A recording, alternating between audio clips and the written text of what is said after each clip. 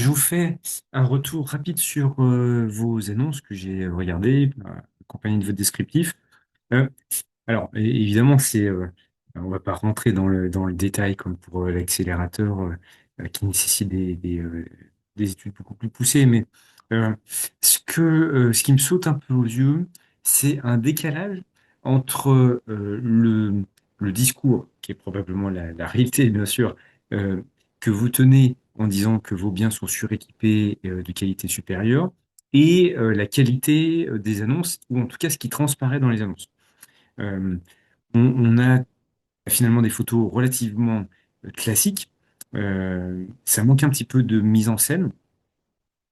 Et, euh, et en particulier, la première photo d'accroche, celle-ci, qui est un petit peu basique. Encore là, on a une vue du jardin, même si, vous voyez, le cadrage est un petit peu particulier, puisqu'on ne voit pas forcément les chaises en entier. On a une vue sur une branche d'arbre qui est un petit peu sénescente, un petit peu morte. C'est un petit peu dommage.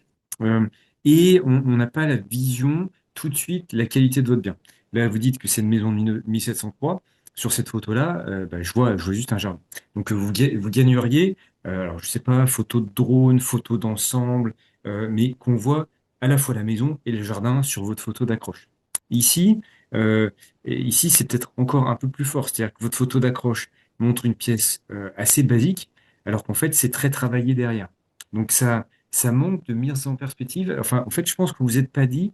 Ma première photo doit être une photo ultra percutante qui doit se distinguer de la concurrence, qui doit montrer les atouts de tout mon bien.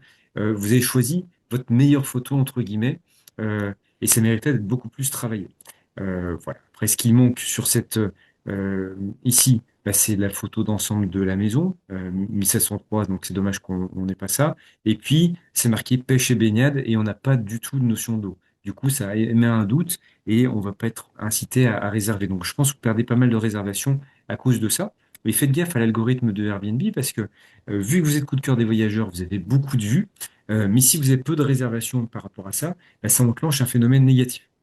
Pour l'autre annonce, vous n'êtes pas dans cette configuration parce que vous avez peu de commentaires.